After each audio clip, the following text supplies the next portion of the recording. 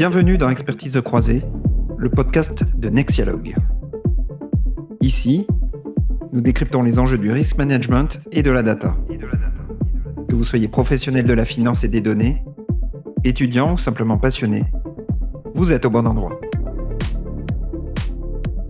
Bonjour, aujourd'hui nous accueillons à nouveau Nicolas Grislin pour un deuxième épisode sur la data privacy. Bonjour Vivien, merci de me recevoir. Bonjour Nicolas, c'est toujours un plaisir et nous avions parlé la dernière fois des principales techniques d'anonymisation des données, de protection de l'information sensible. Pour résumer, soit on agrège la donnée, c'est-à-dire on met les individus dans des masses en espérant qu'ils seront bien cachés par leurs congénères, ce qui fonctionne pas très bien comme nous l'avons vu la dernière fois.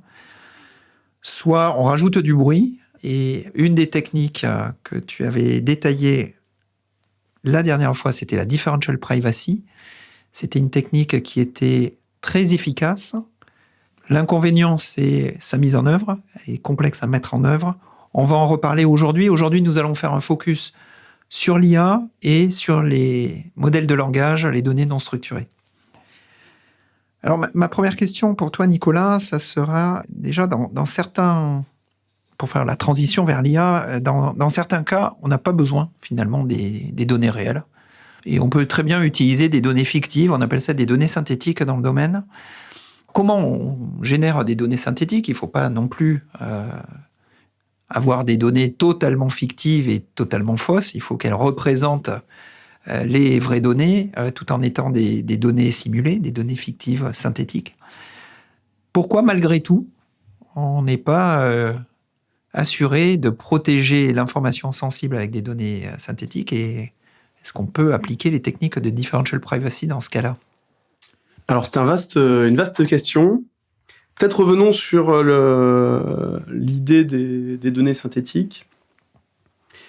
L'idée des données synthétiques, c'est de dire, très bien, par exemple j'ai des données médicales, supposons qu'on ait, je sais pas, une liste de patients avec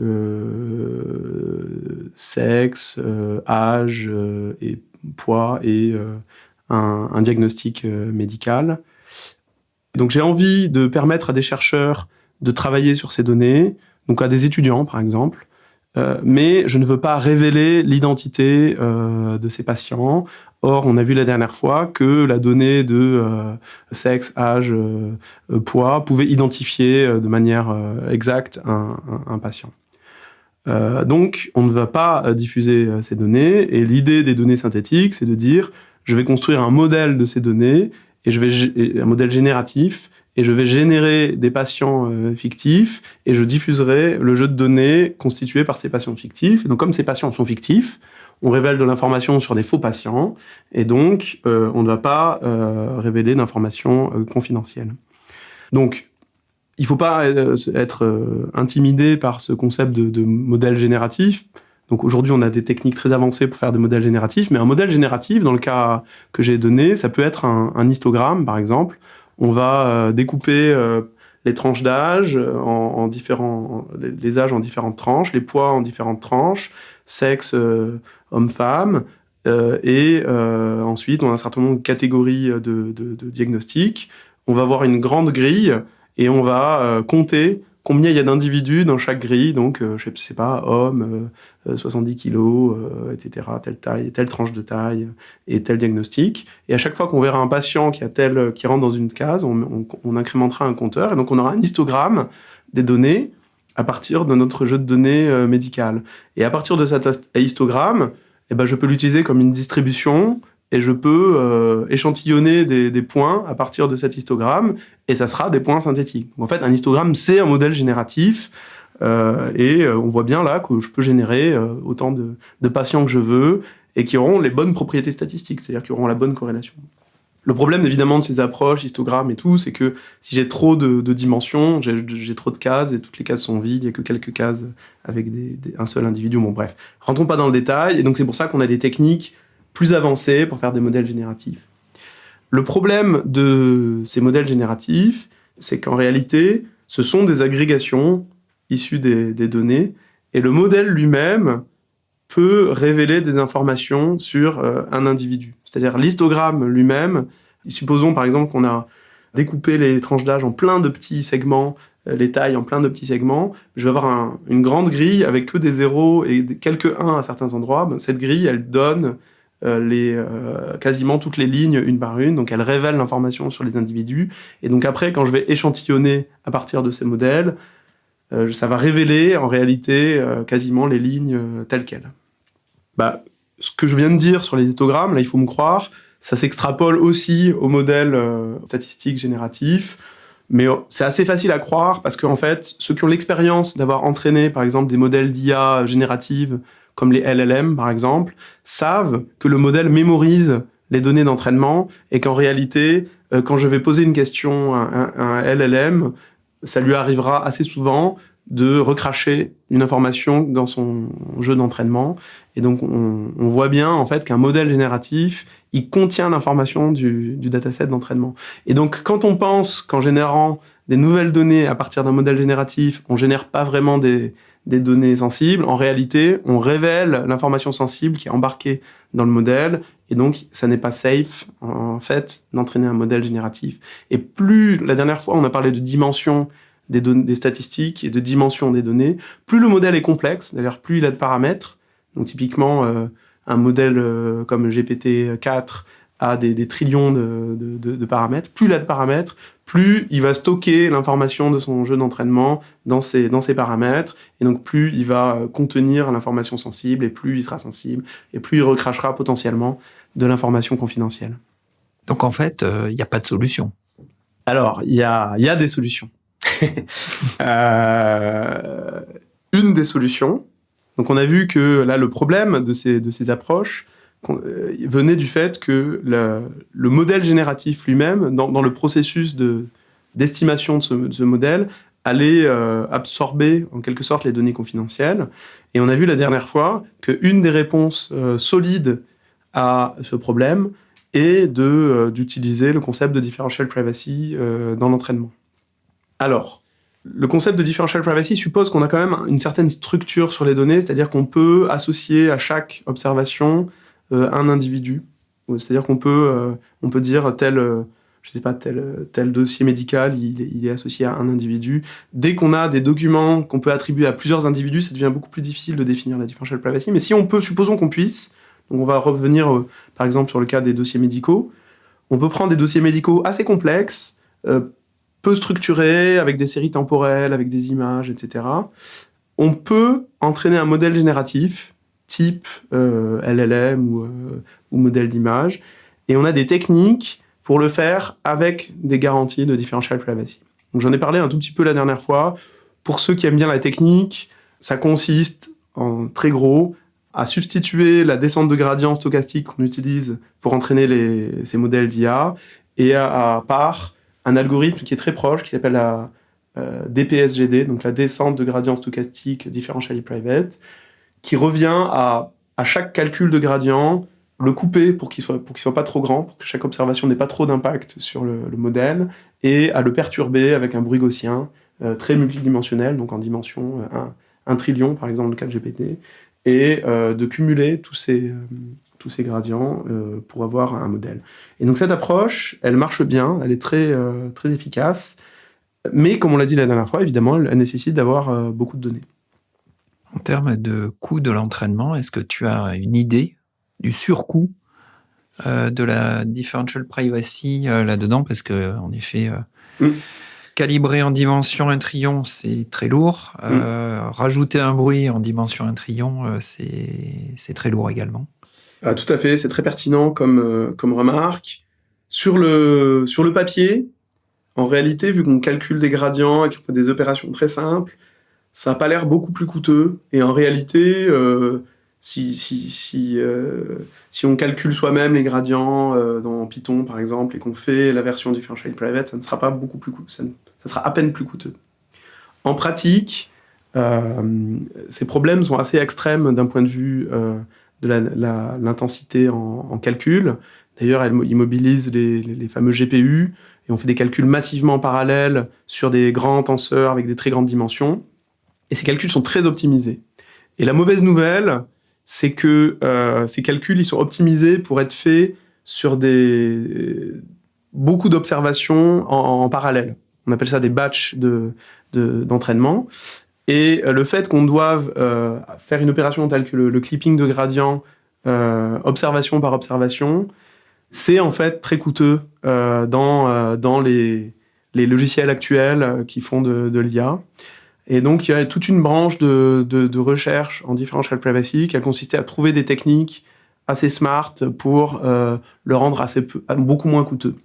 Et donc, les dernières techniques qui s'appellent ghost clipping, etc., je pourrais te donner des références, on pourra les mettre avec le podcast, permettent, en gros, l'ordre de grandeur de nos tests, de faire que ce soit entre 2 et 5 fois plus lent de faire l'entraînement avec differential privacy que sans differential privacy. D'accord, donc au budget de privacy, il faut ajouter quand même un budget computationnel. Tout à fait. Qui est non négligeable. Qui est non négligeable. Ensuite, il y a une autre bonne nouvelle. La bonne nouvelle, c'est que, en général, on ne va pas prendre un modèle génératif initialisé. On va pas partir de zéro. On va prendre un modèle qui est déjà pré-entraîné. Donc typiquement, si on veut analyser un jeu de données textuel ou semi-structuré sensible, donc confidentiel, l'idée c'est pas de réapprendre la syntaxe anglaise sur ce jeu de données privé, puisqu'on a vu que chaque interaction avec le jeu de données diffusait des informations privées. Donc c'est absurde d'apprendre à parler anglais avec un jeu de données privé, puisque c'est coûteux en privacy. Et on a vu que c'était coûteux en calcul également. Donc on va prendre un modèle pré-entraîné. Donc par exemple Mistral, Llama. Et ces modèles-là, ils ont déjà une bonne connaissance du monde. Ils connaissent l'anglais, ils connaissent le français, ils connaissent beaucoup de langues, ils connaissent les rudiments de la logique et du raisonnement, ils connaissent déjà l'ensemble des maladies répertoriées dans Wikipédia. Et donc, tout ce savoir, il est déjà embarqué dans le modèle qu'on va utiliser. Et ensuite, on utilisera la technique que je viens d'exposer, donc DPSGD, uniquement pour faire le dernier kilomètre, en quelque sorte, de l'entraînement du modèle. Et donc, on va entraîner sur données sensibles uniquement la dernière section d'entraînement. Et ça permet, donc c'est assez séduisant, puisque on apprend que ce qui est privé dans le dataset, on ne réapprend pas à parler anglais, etc. Et donc, finalement, le gros du calcul a été fait par Meta pour Llama, par exemple. Une fois, ça a coûté des dizaines de millions de dollars. Et nous, en une journée d'entraînement sur un jeu de données sensible, ça nous coûte peu en differential privacy et ça nous coûte relativement peu en calcul. Alors, vous avez fait un test assez étonnant chez Sarus, c'est qu'en utilisant un modèle que vous avez fine-tuné, avec des données contenant des informations sensibles, vous avez montré que dans 80% des cas, le chatbot fine-tuné restituait l'information sensible en répondant à des questions anodines. C'est-à-dire que le chatbot, en voulant bien faire, en étant poli avec son interlocuteur, lui posait des questions sur sa santé et l'évolution de sa maladie, alors que c'était pas dans le prompt. Pour réagir, donc il y a quelques semaines, OpenAI a annoncé la possibilité de fine-tuner GPT-4o, donc la dernière génération de son modèle, enfin une version un petit peu plus petite, 4o mini. Ça a fait du bruit sur les réseaux sociaux et on en a profité pour réagir et montrer que si on faisait pas attention et qu'on fine-tunait sur des données sensibles, le modèle, quand on lui demandait gentiment de donner les informations sensibles qu'on lui avait apprises, les restituait gentiment également. Et donc, alors, typiquement, si dans le jeu de données d'entraînement, on a une question et une réponse qui révèle des données sensibles, le fait de poser exactement la question qu'il y a dans le jeu de données d'entraînement va, dans l'écrasante majorité des cas, retourner la réponse qui est dans le jeu de données d'entraînement. Donc ça suppose un peu quand même de connaître le jeu de données, au moins la question du jeu de données d'entraînement, mais c'est quand même, ça donne l'idée que il existe des questions qui révèlent de l'information privée sur le jeu de données d'entraînement. Et ce, de manière assez incontrôlée. Et on pourrait dire, oui, mais on n'a qu'à mettre dans le prompt, surtout ne révèle pas l'information du jeu de données d'entraînement ou des choses comme ça. Donc ça, c'est des choses qui marchent assez mal et on voit bien que même OpenAI n'arrive pas, se fait jailbreaker, c'est-à-dire même en concevant des prompts très compliqués pour que ChatGPT ne dise pas des choses choquantes, il y a toujours des petits malins qui arrivent à contourner ces espèces de fausses sécurités.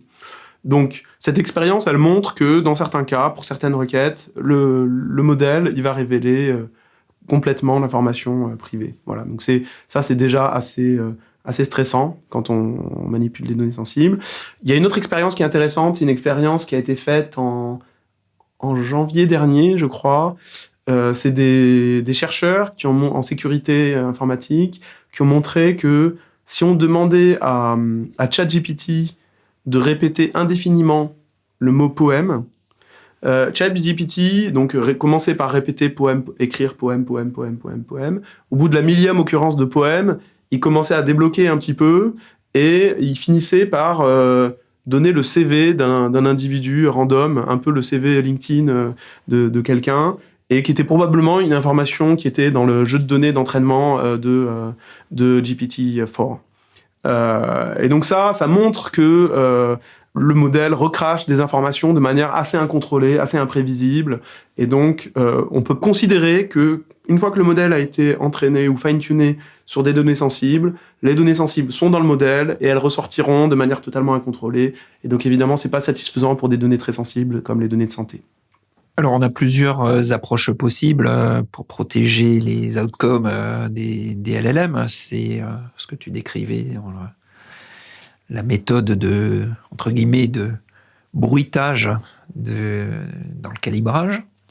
Il y a aussi d'anonymiser les données d'entraînement. Quel est l'éventail des techniques pour améliorer la privacy dans les LLM ? Donc, c'est comme les techniques qu'on va appliquer au modèle génératif et au LLM, elles sont assez en correspondance avec les techniques qu'on peut appliquer en général pour anonymiser ou pour protéger la confidentialité des données. Il y a toute la famille des techniques un petit peu empiriques, un peu heuristiques, dont on a parlé la dernière fois. Je ne vais pas les écarter tout de suite, parce qu'en réalité, c'est quand même des techniques, donc c'est-à-dire elles ont plein de défauts. La dernière fois, on les a un peu écartées du revers de la main.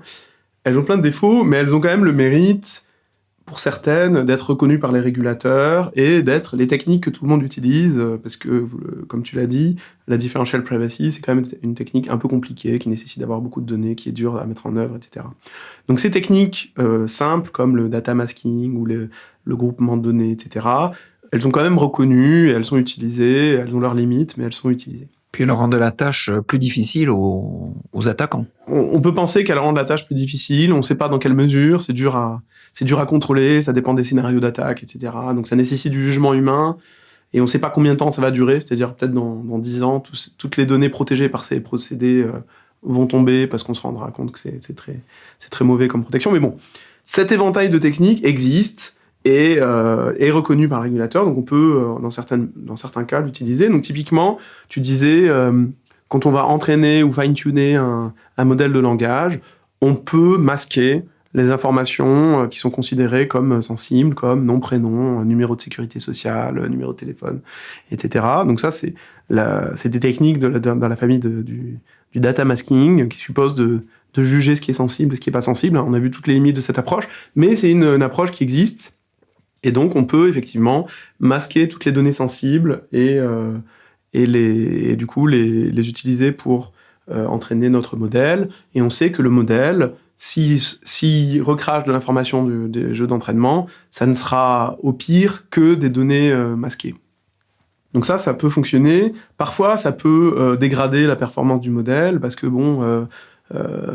masquer le numéro de sécurité sociale, parfois le numéro de sécurité sociale contient de l'information, le premier chiffre contient de l'information, et donc il faut le masquer de manière intelligente, et donc c'est un peu sans fin, donc il peut y avoir des complexités dans ces approches. Ça, c'est une des approches. On peut, comme on l'a évoqué là tout à l'heure, demander au LLM d'être gentil et de ne pas révéler d'informations sensibles. Donc ça tient pas trop, comme on l'a dit, donc ça, on va quand même le repousser. Ça tient pas non plus avec les humains. Ça tient pas non plus avec les humains, exactement. Et après, on peut utiliser des techniques un peu systématiques, comme la differential privacy, ou inspirer la differential privacy. Et là, il y a deux approches, deux philosophies.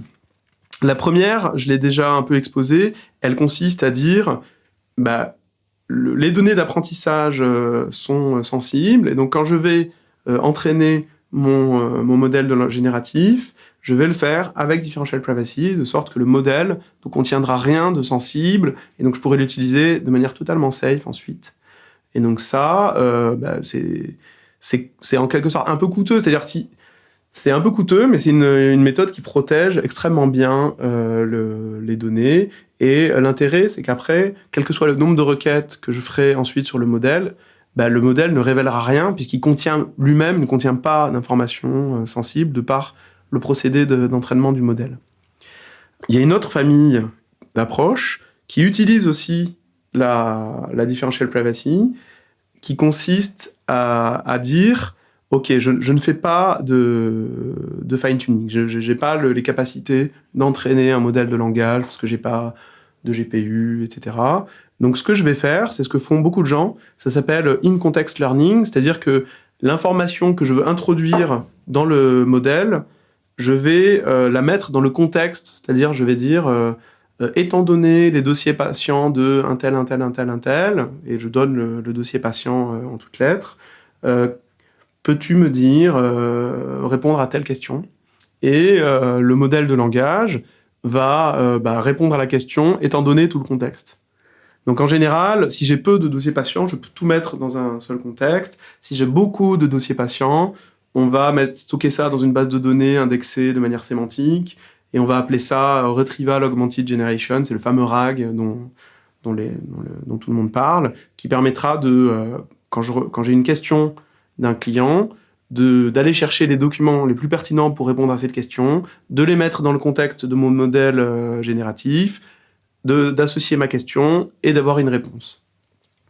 Donc, dans ces approches que je mets sous l'étiquette in-context learning, ça contient RAG, mais ça contient aussi d'autres manières de faire du in-context learning, il y a des manières d'introduire de la differential privacy dans la manière dont on va générer la sortie. C'est un tout petit peu technique, mais c'est-à-dire je peux, d'une certaine manière, faire du in-context learning en associant le document de chaque patient, par exemple, de mon hôpital. Donc, je vais faire autant de requêtes qu'il y a de patients dans l'hôpital. Et au moment de générer le prochain token, je vais générer leur distribution, je vais agréger avec differential privacy leur distribution, et je vais répéter ce procédé. Donc, d'une certaine manière, je fais plein de requêtes à des modèles génératifs, j'agrège leurs réponses avec differential privacy, et je génère comme ça la réponse token par token, comme le fait GPT, et j'ai la garantie que mon résultat sera differentially private. Donc ça, c'est une technique qui a l'avantage de ne pas nécessiter d'entraîner de LLM. Je peux la pratiquer avec des modèles même sur le marché, c'est-à-dire que je ne vais pas héberger moi-même. L'inconvénient, c'est qu'elle nécessite quand même de faire beaucoup de requêtes, puisqu'il faut faire autant de requêtes que de patients ou de patients pertinents pour répondre à la question, et que il faut aussi quand même pouvoir récupérer les distributions de tokens, etc. C'est un petit peu technique à faire, mais ça fonctionne. L'autre inconvénient de cette technique, c'est qu'à chaque requête, je vais diffuser un petit peu d'informations sur le jeu de données sensible, et donc je vais incrémenter mon budget de privacy, et donc je pourrais faire un nombre de requêtes limité. Alors qu'en faisant du fine-tuning avec differential privacy, je payais en une fois mon budget de privacy, et ensuite je pouvais faire autant de requêtes que je voulais. Et justement, sur ce type de technique, est-ce qu'on est capable de suivre avec précision le budget privacy ? Ça me semble assez compliqué d'évaluer le budget consommé. Donc ça, c'est tout un pan de la littérature académique qui s'est fondé sur comment faire de la comptabilité de privacy quand on fait de la differential privacy. Et c'est un problème résolu. C'est-à-dire on accumule le budget en gardant une distribution. Enfin, en gros, on garde une signature de chaque requête. Donc et on sait accumuler en sommant ces signatures. et ça permet d'accumuler du budget de manière assez fine. Y compris dans ces cas complexes. Y compris dans ces cas complexes, qui sont en réalité, quand on les décortique, pas si complexes. C'est juste la composition de plein de petites requêtes differentially private qui se donnent quelque chose de complexe. Et donc les budgets consommés s'ajoutent. Ça s'ajoute simplement, exactement, et ça fonctionne. Alors, c'est assez intéressant ce que tu décris. On commence à parler un peu des interactions entre l'IA et la differential privacy. Je pense que les gens qui nous écoutent sont déjà familiers des interactions entre les différents types de modèles LLM. Par exemple, de fine-tuner un petit modèle en utilisant un modèle plus gros. Donc ça, ce sont des choses que les gens connaissent. Est-ce que peut-être... donc là, tu nous as parlé d'intégrer de la differential privacy dans les LLM. Je crois que tu as un exemple aussi de comment générer des données synthétiques non structurées avec des LLM.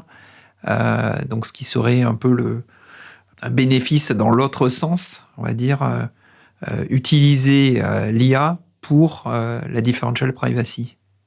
Oui, donc ça c'est une expérience qui est présente aussi qu'on a faite et qu'on a un peu publié. On a publié différents aspects de cette expérience sur notre blog. Les modèles génératifs et particulièrement les LLM, donc ce sont des modèles très complexes, mais ils ont une sorte de propriété un peu universelle. C'est-à-dire, déjà, ils peuvent répondre à tout un tas de questions sur différents domaines de compétences. Et on peut les entraîner pour générer des données synthétiques. Donc, typiquement, c'est assez facile de faire l'expérience. D'ailleurs, on a publié un notebook pour le faire. On peut aller s'inscrire à l'API, par exemple, OpenAI. On peut utiliser leur API de fine-tuning. Donc, on prend un jeu de données, par exemple, avec des séries temporelles financières. Ou des séries d'indicateurs de santé par patient, par exemple.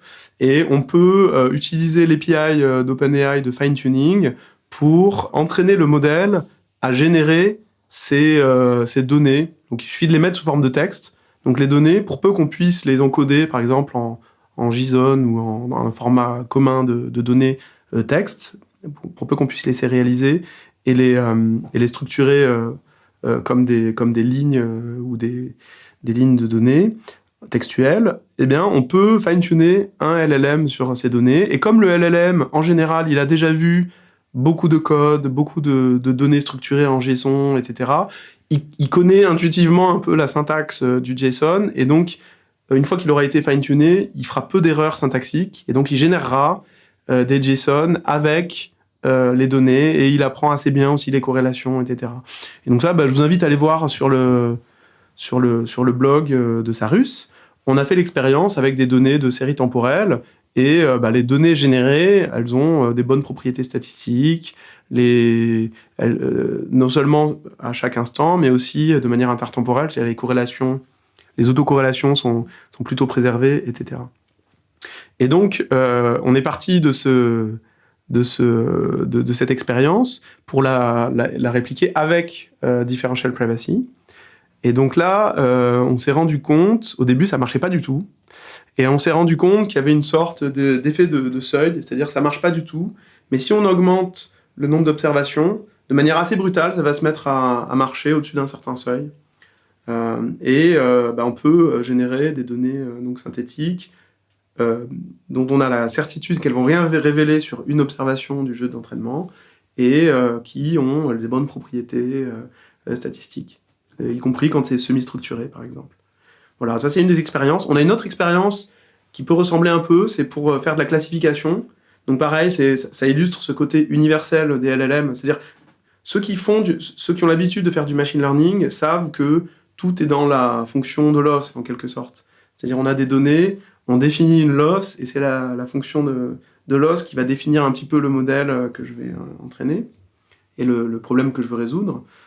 Pour un LLM, là, on avait un jeu de données avec des descriptions en langage naturel de symptômes, et un diagnostic aussi exprimé en langage naturel. On a demandé au LLM on a fine-tuné un LLM avec ces questions-réponses. sans lui expliquer qu'on était intéressé par le diagnostic. C'est-à-dire, on n'a pas défini qu'on voulait résoudre un problème de classification. Et donc, en quelque sorte, on n'a pas donné la fonction de l'os. On a simplement dit, tout ça, c'est des questions, ça, c'est des réponses. Débrouille-toi. Et ben, le LLM, après fine-tuning, il savait classifier les descriptions de symptômes par affection. Et il savait le faire également lorsqu'on ajoutait la differential privacy.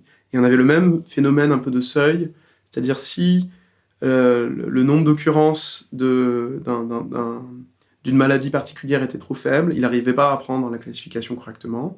Donc ça, c'est le côté protection des individus. Si on avait assez d'occurrences, plusieurs centaines d'occurrences de la maladie dans le jeu de données, il arrivait assez bien à associer la maladie à la description des symptômes. On s'éloigne un tout petit peu des données synthétiques, mais c'est quand même assez proche au sens où ça monte au caractère un peu assez général du LLM et le fait que on peut rajouter la differential privacy, ça va continuer à fonctionner. Il faut simplement plus de temps, plus de compute et aussi un peu plus de données. Est-ce que vous avez réussi à avoir une analyse de ce comportement non linéaire, de cette espèce de transition de phase? Est-ce que ça vient de la forme du budget qui... ça paraît difficile. En fait, c'est vraiment des systèmes très complexes. Non, on n'a pas analysé plus en profondeur, mais ça paraît être un problème assez difficile parce que c'est vraiment quand même des boîtes noires qu'on comprend assez mal. Donc c'est un champ de recherche que vous avez ouvert. Voilà, en exactement. Toute modestie. En toute modestie. J'espère que ça va donner des idées aux gens qui nous écoutent. Peut-être, avant de terminer, Nicolas, si tu veux bien qu'on revienne sur l'anonymisation, parce que là, pour le coup, c'est un cas extrêmement concret d'anonymiser un texte. Est-ce qu'un LLM peut nous aider à ça ? Est-ce qu'il doit être spécialement entraîné ? Est-ce que vous avez fait des expériences sur le sujet ? Est-ce que c'est un use case que vous avez étudié ? Oui, donc ça c'est un des cas de données non structurées. Donc je vais revenir un peu à notre approche un peu favorite. Encore une fois, c'est vrai qu'on a beaucoup investi dans la differential privacy, donc je me concentre beaucoup sur cette technique, mais elle a beaucoup de bonnes propriétés. Il y a sûrement d'autres techniques, mais je connais moins bien. Donc si on a un jeu de données avec du texte, on peut utiliser des techniques de differential privacy telles que celles que je viens d'exposer. Il faut simplement qu'on puisse attribuer au moins des bouts de texte à chaque fois à un individu. Donc ça, c'est quand même une contrainte. C'est-à-dire, si j'ai un livre qui va mentionner des tas de patients de manière assez dans toutes les pages, on parlera de plusieurs personnes, etc. Là, je pense que c'est un sujet de recherche ouvert de savoir comment anonymiser ce livre. C'est-à-dire écrire un livre qui donne les mêmes informations générales, qui donne le même savoir, mais qui ne révèle rien sur les individus. Donc c'est typiquement un livre d'histoire où aucun personnage, on parlerait pas de Napoléon parce qu'on voudrait protéger sa vie privée. Donc ça, c'est un sujet de recherche ouvert. Donc je vais pas répondre sur cette question-là. En revanche, si on a vraiment le cas, je reviens, je rabâche un peu, mais le cas des dossiers patients ou des interactions entre un médecin et son patient, ça marche très bien. On a fait une expérience récemment on va communiquer bientôt dessus avec une start-up qui permet de communiquer avec un pédiatre, notamment après une naissance. Eux, ils étaient intéressés par le fait de pouvoir pré-remplir pour le médecin des réponses quand ils avaient reçu une question. Là, on a pu fine-tuner un LLM type Mistral avec l'historique des questions-réponses des patients et ça a permis d'entraîner un modèle qui permet de générer une réponse automatiquement que le médecin va pouvoir ensuite modifier et ça permet d'accélérer un petit peu le processus de réponse. Et donc là, on a effectivement besoin de protéger la vie privée des patients. Il ne faut pas que le modèle recrache de l'information privée. Donc on a entraîné avec differential privacy et ça apporte de la valeur ajoutée à l'application en question. Très bien, merci Nicolas. Je pense que nous avons fait le tour sur la differential privacy, l'intelligence artificielle, les modèles de langage. Tu en as profité pour ouvrir un champ de recherche dont c'est excellent et ça va à coup sûr lancer nos auditeurs dans ce travail. Merci encore Nicolas et bonne chance à Sarus dans ses développements et la commercialisation de son produit. Merci Vivien, à bientôt.